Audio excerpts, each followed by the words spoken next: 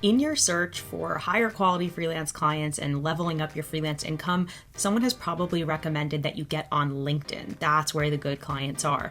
And this is something I recommend too. I actually have an entire course on how to cold pitch on LinkedIn to build a freelance business. And I teach the exact steps I took to leave my 9-to-5 job and replace my 9-to-5 income working from home with all the flexibility and great stuff that comes along with that. I will say this, LinkedIn can be a cesspool of corporate politics, bragging, fake stories, and ruthless self-promotion. And there's really nothing wrong with that. I'm a content creator myself, so I'll never crap on someone who is out there trying to promote themselves as well. It's just part of the game. It can actually make writers especially feel really bad about themselves, feel really overwhelmed and intimidated because it just seems like everybody is doing so well because of the self-promotional nature. I'm going to share with you today how to make the most out of the LinkedIn platform so you can get clients, but I'm also going to share with you what I find super cringe so that when you see that stuff, you can just scroll past or kind of remove it from your feed and understand that not everything is as it appears and that there's actually no reason for you to be intimidated by a lot of the stuff you're seeing on the platform because most of it is BS. Now let's start off with the positives because I don't want to be a downer on your day by just complaining about the LinkedIn platform. The number one reason why you should be on LinkedIn for freelance work is that it's just less saturated than other freelance platforms like Upwork.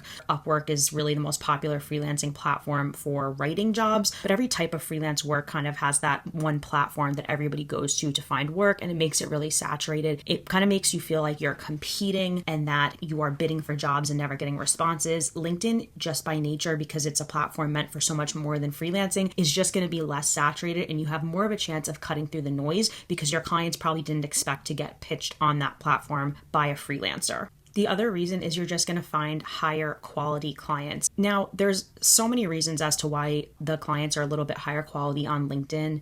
However, I like to talk about it in terms of like Tinder and Match. When you go on Tinder, it's most likely you're looking for a certain kind of dating situation, maybe more of a hookup or something casual, whereas Match has a reputation for being a platform where people who actually are serious and want marriage and long-term commitment, they're the ones using that platform. And I do feel like it's kind of that vibe with Upwork and LinkedIn. There just tends to be higher paying clients on that platform in general. What I love about LinkedIn is it basically acts as a transparent org chart where you can see who works in the company, how many people are working there, which person is in each role, what somebody's title is, whether they've left a company, whether they've gotten promoted. It's all really transparent, and it allows us as freelancers to always know that we are pitching the right people or going after the right people. On top of that transparency, it allows you direct access to somebody's inbox because when you message somebody directly on the platform, it also winds up in their inbox. So it kind of does double duty where you're not only gaining direct access to them and you're allowed to message them,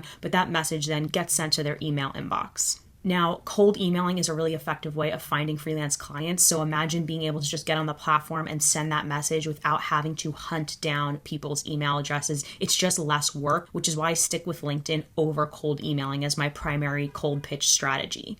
What I also love about LinkedIn is that most companies are active on the platform and actively promoting themselves and talking about what's going on within their company. Again, it's that transparency. So as a freelance writer, when you can see somebody's marketing initiatives playing out in real time, it allows you to pitch relevant services and you're just gaining that intel. For example, if you see that they are holding a huge webinar or summit, that's something you can bring up to the client on the call, and it's going to make you look like you're doing your due diligence and that you really care about their business. So not only does it give you the transparency into that company, but it also gives a client transparency into who you are. When they get that message, your little picture shows up right next to your message, whereas email is a little bit more impersonal. It's just a wall of text. So they can see who you are pretty much right away. They get a message from you, they click and navigate onto your profile. They can see what you do, who you do it for, past clients. They can see your work because you can put little portfolio pieces in your featured section, and the about section basically acts as a cover letter that allows them to see a little blurb about you and what you do. So everything a client needs to make a decision about you is actually right there on your profile, and then they can get on a call with you and learn more about you. It just builds that instant trust and credibility. I find that with LinkedIn, a lot of clients who I get on calls with have already familiarized themselves with my profile, my website, and my portfolio pieces.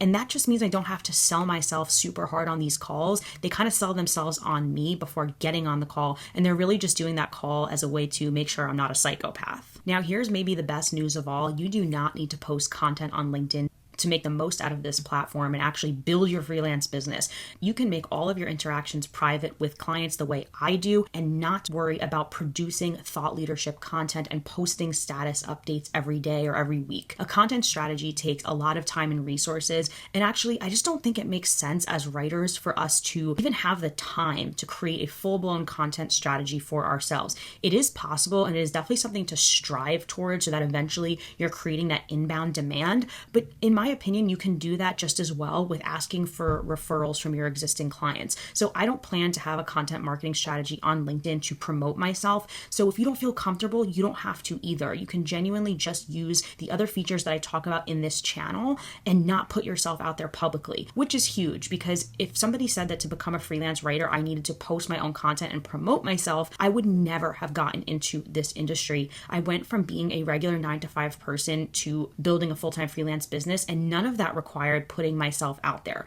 What did require putting myself out there is obviously what I'm doing right now, which is educating other freelance writers, but that came much later on. It's not something I would have ever thought of doing when I first became a freelance writer. Here's the other thing I want you to keep in mind, and pardon my French, but people are full of shit on LinkedIn. There are so many braggy, cringy posts. People just have no shame. They tell personal stories. A lot of it sounds made up. They try to humble brag, and it's not humble at all. And there's nothing wrong with this. I mean, I'm not going to knock anyone who creates content, because look at me, I'm doing it too. And I just, don't like to tear people down who are trying to get themselves out there and promote themselves. However, as writers, I want you to be aware of it, because when you get on there, it can seem like everybody is doing so much better than you, when in reality, you have no idea what their lives are like, what their career status is, and how much money they're actually making.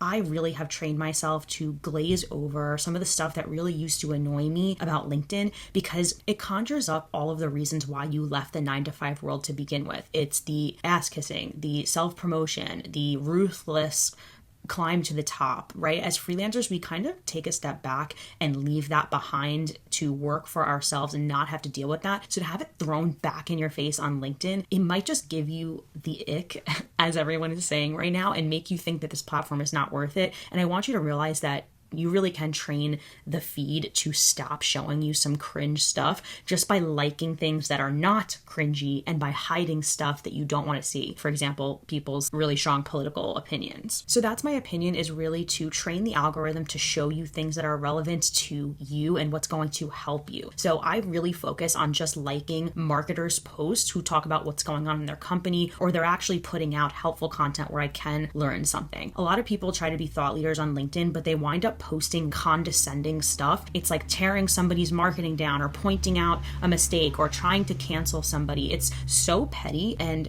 at the end of the day, you just close out the window and you don't feel good, and that's not how you want to feel after navigating social media. I really just click on the stuff and like and interact with posts that are relevant and I know are moving me forward, and that sometimes means not interacting with other freelance writers. Even though I really am a big believer in networking with other writers, sometimes seeing people's posts makes you feel a little bit intimidated, and that's not how you want to feel as a freelancer. You don't want to constantly remind yourself of all of the people who are doing better than you or have impressive clients. If you are going to get in your head in that way, you're much better off just hiding them. It's not mean or it's not an insult to them. It's just about staying in your own lane and putting those blinders on so you can focus on running your own race and doing what you want to do without everyone else's noise in your ear. Comment down below and tell me if you have been thinking about getting on LinkedIn or if you're already on LinkedIn. And if you are, have you seen some of the cringy stuff that I'm seeing? Obviously, everyone's feed is different, and I've also been on the platform since 2012 and have so many connections that what I'm seeing might be drastically different from what you're seeing. And that's the interesting thing about social media in general, is that you tend to get trapped in echo chambers and silos. So I'm interested if you've experienced some of the same cringiness. My number one tip for navigating LinkedIn is really to get in, get out, do what you need to do, and don't spend any additional time on the platform. So in my course, I actually teach you to set a limit for yourself per day. Okay, I'm going to do 10 interactions on the feed every morning. I'm going to send 10 cold pitches on a Friday. I really try to stay off of LinkedIn and limit my time on there, because past a certain amount of interaction, it's not going to be doing my business any good. If anything, it's just mindless scrolling and might make me wind up feeling intimidated by the success of other people. So I would go on there, do what you need to do, and then get off the platform and focus on improving yourself as a writer versus scrolling social media. Now, if you want to know the story about how I actually got on LinkedIn and built my freelance business step by step, you're going to want to download my LinkedIn guide below. I tell you a little bit about how I transitioned and replaced my 9-to-5 income with a freelance income. It's a free downloadable guide for you, and you can learn how to set yourself up on LinkedIn step by step. See ya.